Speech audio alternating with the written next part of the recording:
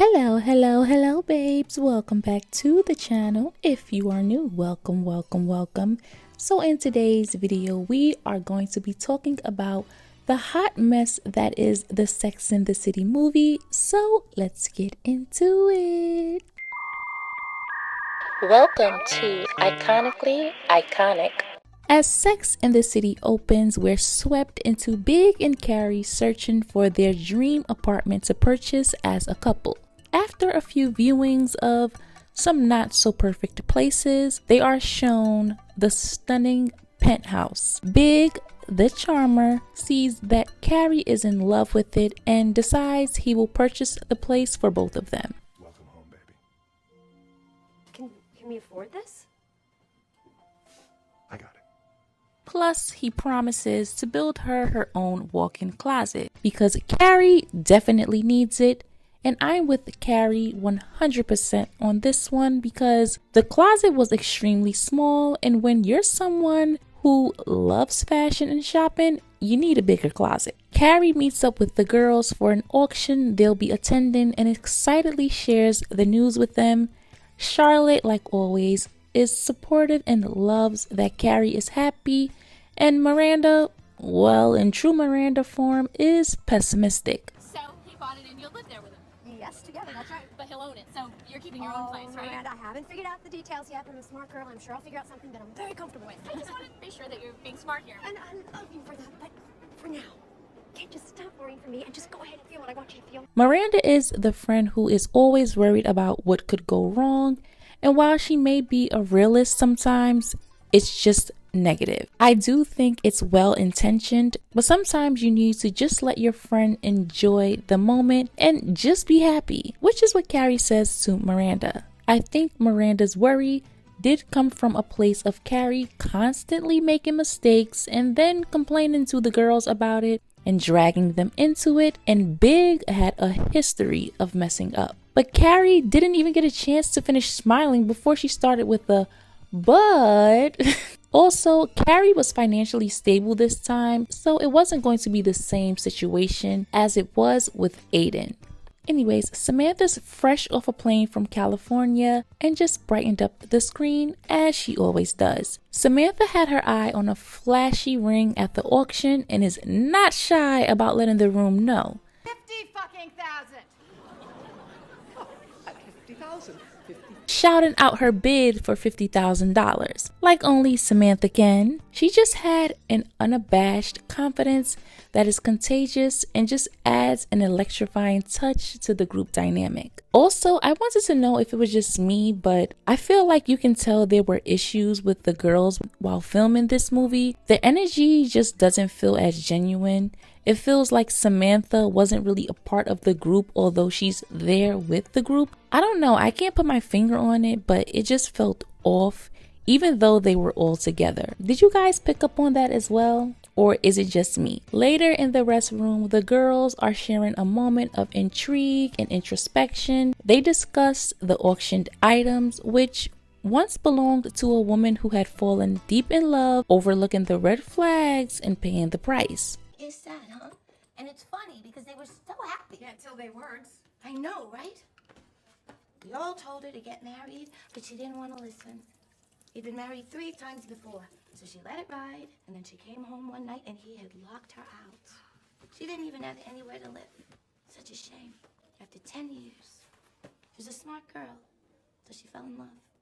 Of course, Carrie is listening, though not saying much. Her gears start to turn. And unintentionally, small seeds of doubt are being planted because while Carrie is in her happy bubble with Big at the time, she knows Big has a history of disappointing her as well as his history with the women in his past. She's seen Big hesitate and retreat before, so this is familiar ground for her. Back home, Carrie cautiously brings up the what ifs about their future and questions Big about the practicalities of the penthouse should anything go wrong, which is a logical concern and the kind of conversation that every couple needs to have before diving into a major financial commitment and moving in together. When couples move in, things change, and you have to be ready for that change. After all, Carrie is well aware that Big's feelings, at best, can be unpredictable.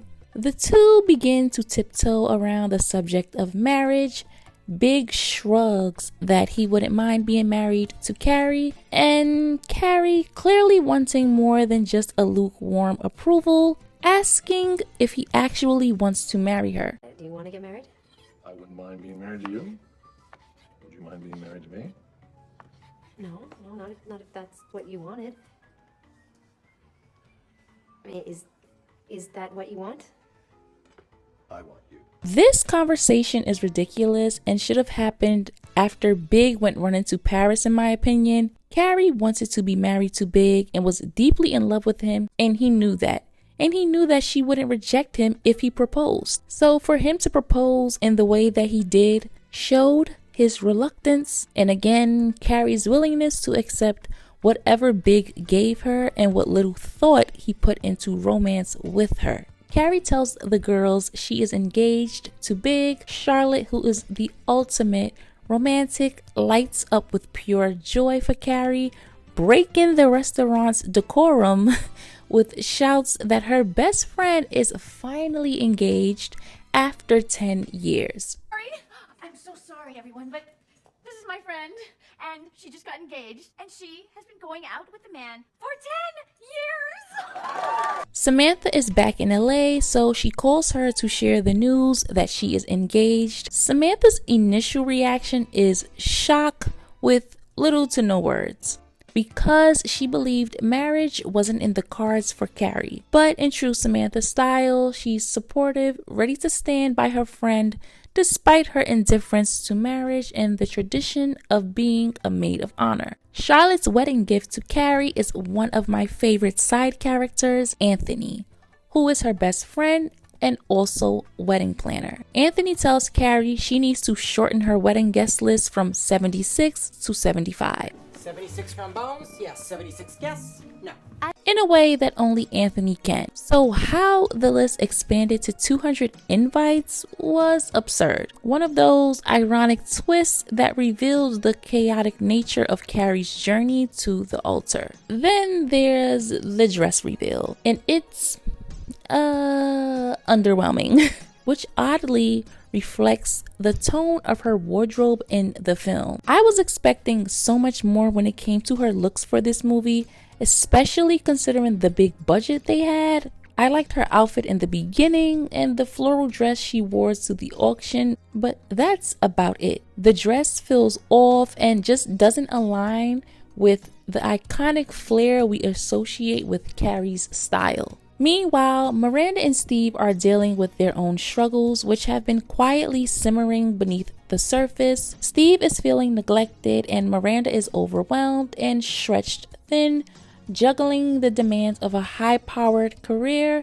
emotional labor at home with Steve, helping with her mother-in-law, and Brady. I feel as though all they needed to have was a conversation because there was a serious lack of communication. Yet neither of them makes time to. Miranda has built up frustration, shouldering so much and fighting for respect in a male-dominated law firm, leaving very little energy for her personal life. Steve's pain is equally valid because he is feeling the effects of Miranda's unspoken grievances. And the issue is that the only time Steve and Miranda speak about it is when it comes up in an argument.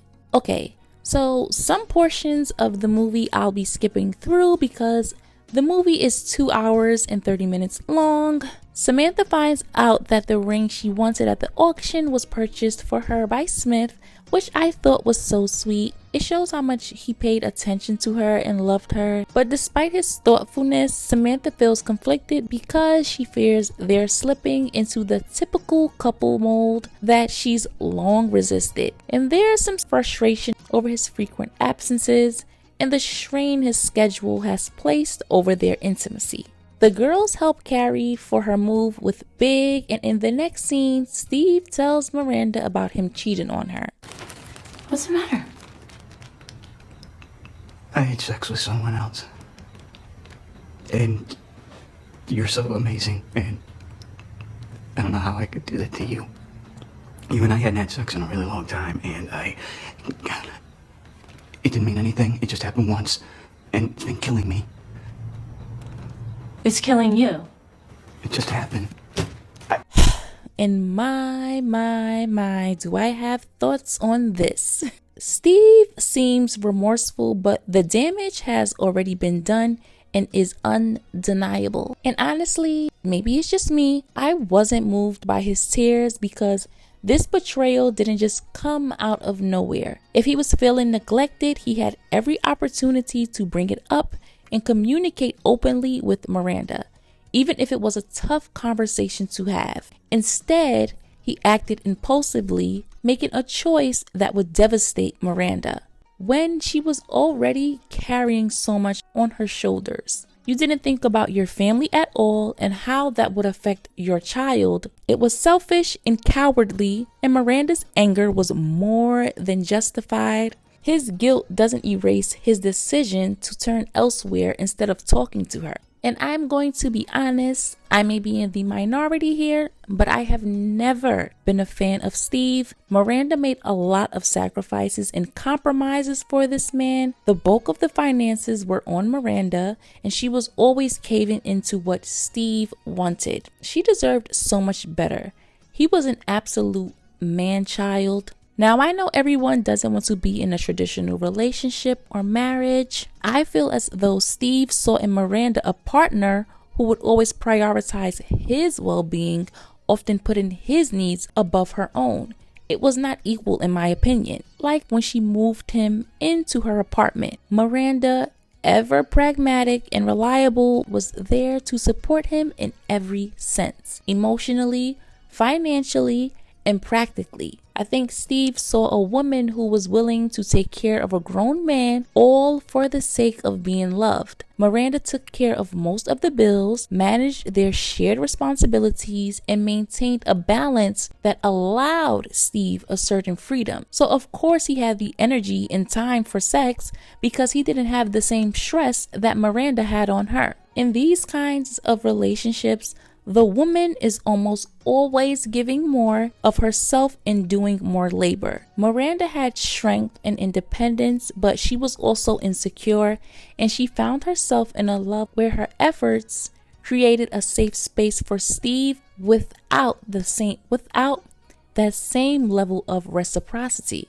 I wasn't a fan of Steve in my teens, and I am still not a fan of his. Especially a grown man with skid marks in his underwears. Just nasty. When she tells her friends, they're more concerned with Steve and how he's feeling than Miranda. Like her feelings just don't matter, and because he's a quote-unquote good guy, she should just forgive this one little slip up. I don't really know if this question is allowed, but how is Steve handling this? Says he's devastated, begs me to forgive him. It's not gonna happen. I can barely even look at him. Miranda, honey, are you sure you want to do this? It's just one time. Anyone can have a slip. The following scene, Carrie is discussing wedding invitations with Big and tells him that they need to cut the list shorter, but instead of removing one of her people, she tells him that he needs to remove someone. The majority of the people attending are your wedding guests. Big starts questioning if he's making the right decision because this is his third time getting married. I don't have time for this. You're not taking it seriously. No, I'm not. It is a circus. 200 people? Page 6? This is my third marriage. How do you think that makes me look? So in the following scene, they're at the rehearsal dinner and Steve shows up to beg his way back into Miranda forgiving him, but she doesn't budge. And when Big asks her if she is okay, she tells him that he and Carrie are making a mistake. No, I'm not alright. You two are crazy to get married. Marriage ruins everything. Fast forward to the women having a bridal sleepover, which I'm not understanding why Lily is in the room present with grown women having adult conversations. I just find it highly inappropriate. So Big calls Carrie, and instead of her taking heed to Big's hesitation, she brushes it off as a small thing. On the day of the wedding, Big finds himself spiraling with doubts, calling her repeatedly just to ensure that it's just the two of them, which never made any sense to me. Was there a third person you were secretly marrying? Of course, Carrie wasn't going to answer her phone or be concerned about her phone when this is such a big day, especially for her. It's her first time being married and she wants to make sure everything is perfect. The girls arrive at the wedding venue and Big is nowhere to be found. Who's not here? The groom. What's happening? Big's not here. But we're 25 minutes late. This is when Carrie should have left Big and never looked back. This was the true nature of Big, indecisive and always placing his feelings above Carrie's. While I am not the biggest fan of Carrie, I've always felt bad for her here. She was ready to fully commit and loved him deeply beyond her own boundaries, which was part of the problem. To plan for months on end for this wedding and the day every girl dreams about, just to be snatched away was terrible. And when he makes the driver reverse the car and tries to give her this flimsy apology, it showcased exactly who he was. He didn't consider the public humiliation, heartbreak, or the depth of the pain he caused her in that moment. I never would do this. I knew it. Carrie, I'm sorry. I am humiliated. Part of that was also because he always knew Carrie always accepted him back into her life no matter what he did. She loved the idea of Big and who they could be together, but she wasn't honest with herself. And this was something that irritated me with Sex and the City, how they were programming women to accept the bare minimum toxic relationships and to strive for relationships like Carrie and Big. It may just be a TV show, but there are many women who didn't have people in their lives who gave them valuable lessons and told them how valuable they are and poured into them, that watched this show and believed it was how relationships were supposed to be and that it was perfectly normal to be in relationships like this.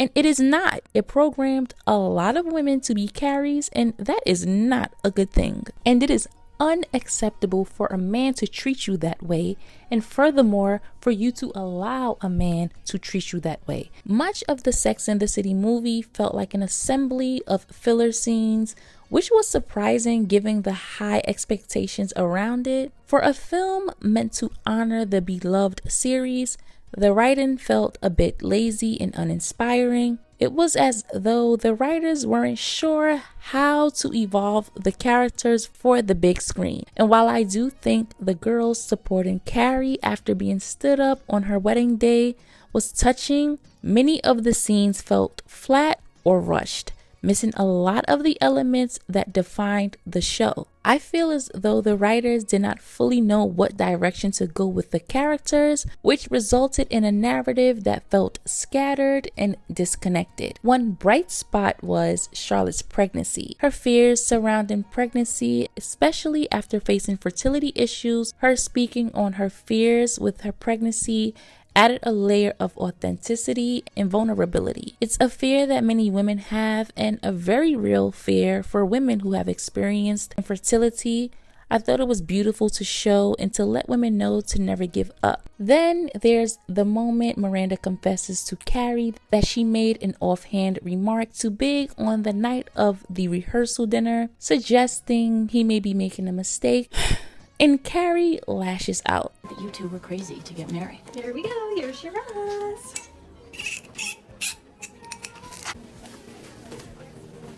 Sorry. I was upset. Steve I have been going over this and over this in my mind for 5 months.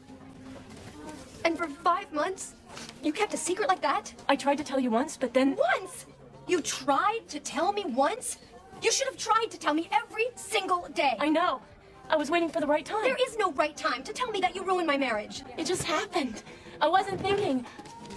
Now, I do agree that she should have told Carrie sooner, but Carrie's reaction was excessive, out her pent-up frustrations with Big on Miranda, accusing her of undermining their relationship, as if her single comment could have caused Big's cold feet. And this behavior is often a pattern with Carrie. She often lashes out with hurtful words in moments of anger, yet she always expects instant forgiveness from others. Instead of empathizing with Miranda's pain over Steve's betrayal, Carrie callously tells her that she thinks that her leaving Steve was a mistake. For the last 5 months, I've been thinking that it is a huge mistake that you left Steve.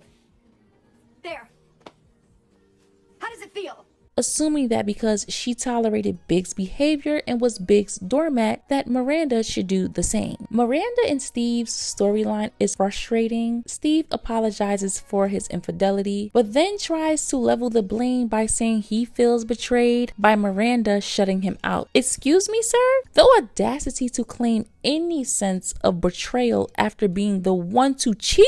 And he sits in the therapist's office pouting, deflecting blame. Instead of taking full responsibility for cheating, he tries to excuse his behavior. Miranda was always accommodating him even after he broke her trust, like her moving out and finding another place. Now Carrie, returning to the apartment she and Big had purchased together, only for him to propose with a pair of her shoes. Was this supposed to be romantic? I thought this was so corny when I watched it for the first time years ago. The film wraps up their toxic cycle with a quick wedding at City Hall. And for Carrie's first wedding, this is what they chose? They could have had a small intimate wedding with just close friends and family.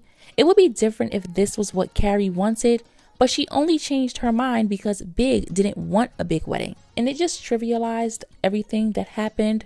Carrie, who holds her friends to such high standards, quickly forgives Big with nothing more than a few words and an apology. He didn't put in any work to win her back, despite the deep depression he had left her in. Then there's the storyline involving Samantha's supposed weight gain, which felt mean-spirited and unnecessary. It seemed like a cheap shot, as though the writers were punishing Kim for her off-screen demands for a higher pay and standing up for herself. Samantha's character always represented self-confidence and unapologetic beauty. I feel like the decisions to make her weight a punchline was just nasty. And Kim had an incredible figure and was beautiful no matter what. Ultimately, I think the movie missed the mark on delivering the layered storytelling fans expected, and instead leaning into recycled tropes and shallow conflicts that felt at odds with the depth the characters had. There was just so much more they could have done with this movie that they just didn't do.